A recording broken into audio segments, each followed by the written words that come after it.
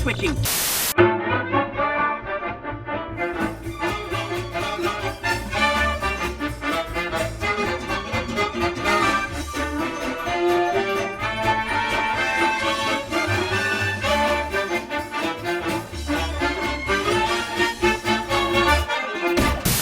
On the last episode of Repressed Memories, I took a look at Jimmy Neutron Boy Genius on the GameCube, and had to come to the realization that it was a little stinker of a game. Yeah, it wasn't good, but you know what? That's okay. I had another game about a popular Nickelodeon child with brown hair, Fairly Oddparents Breakin' Rules. Yep, I remember this game doing a lot of things better than old Jimmy Neutron. On the surface, at least. A better camera, better graphics, more levels, more unique mechanics. Yeah, I think this one has a pretty decent chance of escaping the fate as our old Jimmy boy.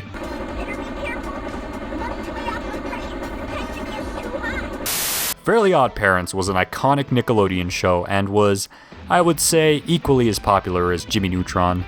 These shows even had not one, not two, not four, but 3 crossover episodes. In its later seasons, the series took a steep nosedive in quality, but the early seasons have some genuinely funny writing and interesting ideas, and it was only a matter of time before games were made. I'm only focusing on Breakin' Rules since that's the only one I had when I was a child. Just like the last game we talked about, Fairly Oddparents Breakin' Rules is a 3D platformer, and it was also published by THQ. This game released on GameCube, Xbox, and PS2. Just a heads up before we get into it, I'm going to talk about the game with the assumption that you've seen the show and know who the characters are. Great, let's go.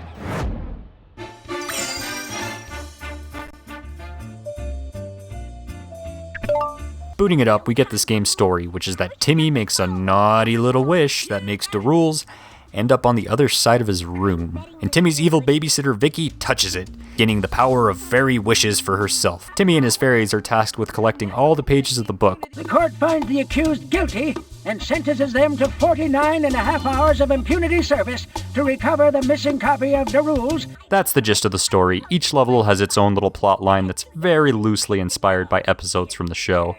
We'll go more in depth when we get there. The game sees the main cast of the show reprising their roles to voice the characters, and there's a surprising amount of dialogue throughout the entire game. The writing can be pretty witty and made me laugh a few times. One complaint, however, is that the audio for the voices specifically is noticeably compressed. These crowns will come in handy. They'll give us a little more magic. Like in video games when you get a 1-up? That's about the size of it. Yeah, it's not great, but personally it didn't bother me too much. Graphically, the game holds up pretty well, especially when played on an emulator at higher resolution. The only complaints I really have are with the animations, which can sometimes look a little stiff. Sometimes characters that are in a conversation don't even look at each other. Most of the time the character models are locked in place, and the speaking is shown as a GIF on the face models. So this is a platformer, and unlike the last one I played, you can control the camera. But it's not all great. It's not inverted on the horizontal axis, which isn't the standard these days, so that means that I constantly spun the camera around in the wrong direction. Even into the later levels of the game, I made this mistake frequently. On top of that, you don't have a ton of control when it comes to the vertical axis, and what little the camera does move takes a day off your life. But after Jim Jam Boy Giblets, I was grateful the option was there at all. Timmy can jump not once, but twice. Yeah, he's got a double jump, which is good because his first jump is pretty useless. The physics are functional, but Timmy's startup makes precise platforming a little tricky. It takes him half a second to wind up to full speed, which makes it harder to platform through sections that require you to wait for gaps to let you through. And this game has a lot of those. Like, a lot. There's so much goddamn waiting. So we have 8 levels in total, not including the tutorial and the final boss. Altogether, it takes about 4 hours for your average playthrough of this game, and probably a little longer for the average person because I just sped on through because I'm a fast little boy. You pick levels by walking around Timmy's house, and I think that's a pretty cool way of handling it, but I don't think it's exactly accurate to the show. There's an entire part of the house that has no door leading to it. What's that about, Butch Hartman? To be fair, the house in the show has no consistency whatsoever and is constantly shaped and molded to fit whatever the creators need, so I don't care. Hey, Vsauce. Massive legend here. Right off the bat, you have 3 levels to choose from. An interesting choice that reminds me of platformers like Mario 64, but there you could get to the final boss without playing every single level in the game, whereas here, you have to beat everything in order to get to the end. Ultimately, the choice is yours whether you want to slog through the lesser levels or delay the inevitable. I decided to rip off the band-aid and approach my least favorite levels first, which 2 of these levels happen to be. Let's start with the Vicky virus, which is loosely based on the episode Power Mad. The plot of this one is that Timmy and his friends are wished into a generic Tron knockoff VR game. Timmy has to beat the game to escape, and that's the plot. Out of the starting 3 levels, this is my least favorite. And a lot of that comes down to its aesthetics, basic textures, and a lot of blue. That's how I'd describe this one. So this level is a bit different because it's a little shorter than the others, I think, but it still feels long to me. The Vicky virus is one of the few stages where you can actually engage in combat with enemies. In most other levels, you pretty much just have to run away from the enemies, but here you have... Yeah, lemons! All it really amounts to is a push of the B button, and these Lemons! they just home in on the enemies. You don't even have to aim. In each area, you have to chase down 5 of these wish stars. Nabbing all of them allows you to step on a wish circle where you collect a page of the rules, and you're able to wish for something that helps you proceed throughout the level. Sometimes you'll get a power-up that you can use, or you'll get something that you need to bypass an arbitrary lock. Other times it's even less exciting than that somehow, like this one, which grants you the ability to see in the dark. Chasing down these stars can be a bit annoying, especially since they run at about the same speed you do, and sometimes they try to psych you out into falling off of a platform or bumping into an enemy or something like that, so you generally have to try and cut them off or force them into a dead end. The very first wish you make is to turn into a block pusher, where you have to spend a few minutes tediously pushing these blocks to make bridges so you can cross this area. It never ends. Scattered throughout the levels are crowns. Collecting 100 nets you an extra life. Pretty standard shit. Each level also has 4 crimson chin cards, which are more hidden away. Some are just in plain sight. All these do is unlock clips from the series to watch in the main menus, so it's not really worth it unless you're a kid in the 2000s who didn't have cable. I got a hunch. And we like launching missiles in the sky.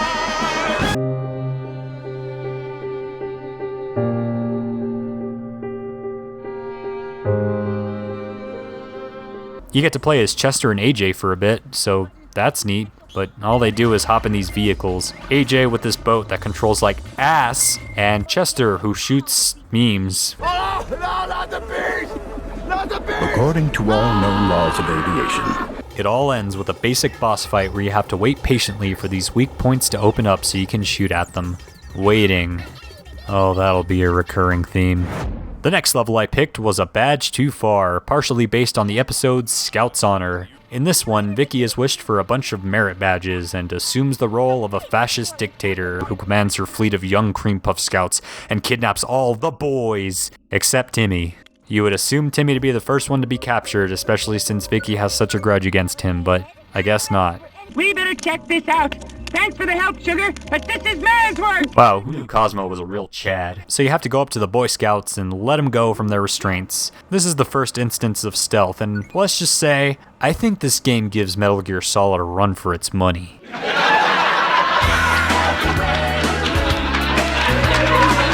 It's still better than those Mary Jane sections from Spider-Man. The first wish turns Cosmo into a beaver that forces you to arbitrarily cut down some trees to make bridges. It's pretty mindless. All you have to do is walk up to these trees, hold down B, and you can keep going. The second wish Timmy makes is... Are you ready to dance the secret dance of identification? Sweet dreams are made of these. Who am I to disagree? Havana, world and the seven seas.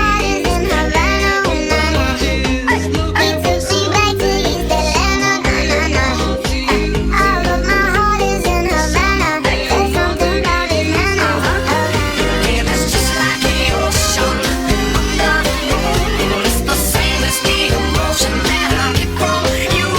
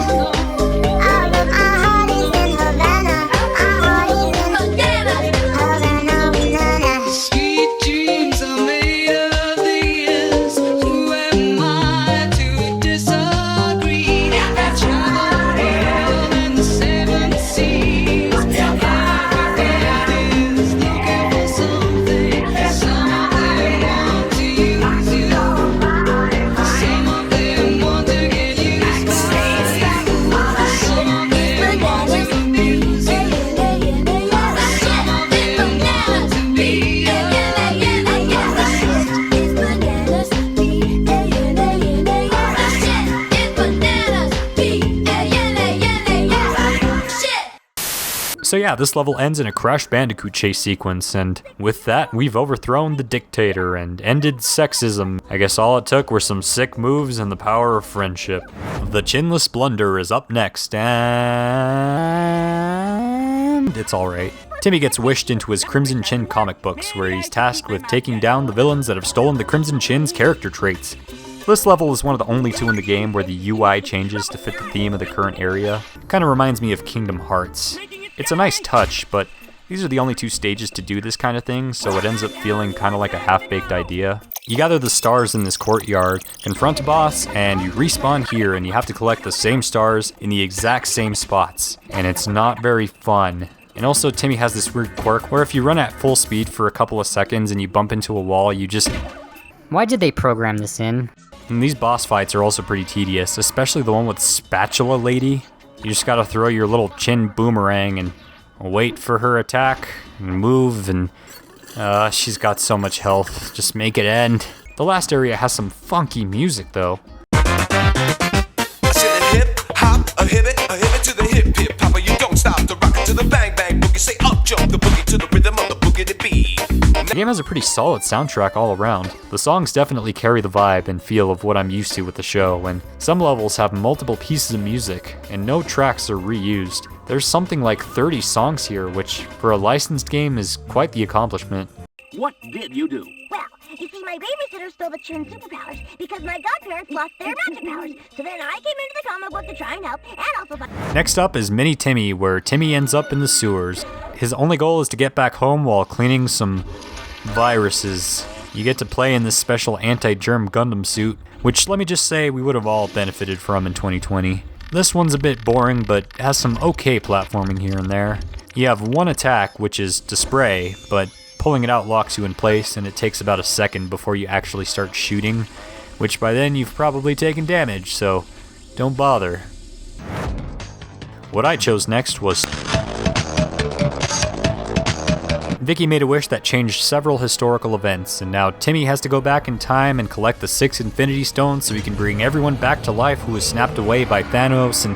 Wait, you go to medieval Britain where you have to pull the sword and the stone for King Arthur, ancient Egypt where you have to turn the square pyramids back into proper pyramids, and ancient Greece. When I was a kid, I hated this part where you had to mash B to pull the sword out of the stone, and I had to use a shitty GameStop controller with the turbo function to do it. This is a decent level.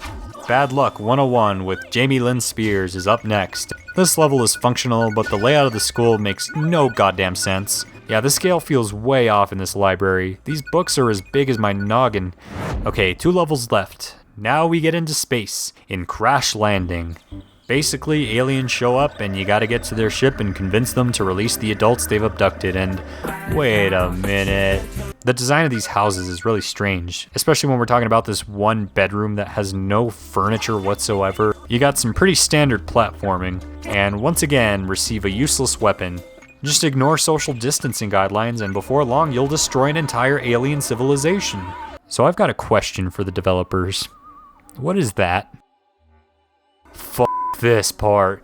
You have a jetpack that allows you to hover for a bit, but you can't see where you're about to land because the camera won't let you look down. And where you're supposed to land is on these small dick energy platforms, and it's dumb. It ends with a trial, and it's not very difficult. And you're done. Boom, save the world. Finally, we get to the last traditional level of the game. A dog's life sees Timmy being transformed into... Doggy! This is the last level that opens up to you, so it's implied that it's meant to be the last one you play, and if it is, I'm really not impressed. After fighting aliens and going back in time, running away from a small child in a mall is pretty anticlimactic. The visuals are bland since you spend most of your time in these air ducts, and man, I took issue with how these houses and schools were designed, but the design of this mall takes the cake. What? Why? How the f*** did you all get here? What is this room? There is no way in or out. What sort of sadistic bastard would do this? Overall, I really didn't care for this one. Oh yeah, it looks like I got all the Crimson Chin Oh, I missed a Crimson Chin card. I'm not going back for it. You can just find the clip that you unlocked somewhere on YouTube. Fine, you don't need me. Look it up if you really want to know. After beating the final level, you unlock the final boss. Finally. Looks like we found all the pages of the rules. All 24 of them. Yes, I counted. I'm just gonna assume that these pages are dummy thick and not think about it anymore. You have to confront Vicky in a dragon form and get her to wish the rules back into Timmy's possession. This is a pretty disappointing final boss. Not that the boss fights in this game are particularly fun, but I don't know, I was expecting a little bit more here. But hey, the music that plays here, it's weirdly Epic.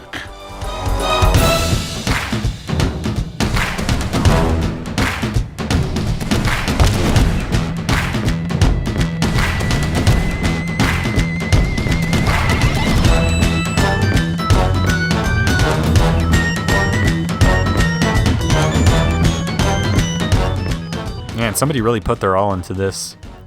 Alright, well, we hit the last button, get a little cutscene, and with that, we've beaten Fairly Odd Parents, Breakin' the Rules. Everything's back to normal at last. Took a little longer than usual this time. And no moral or anything.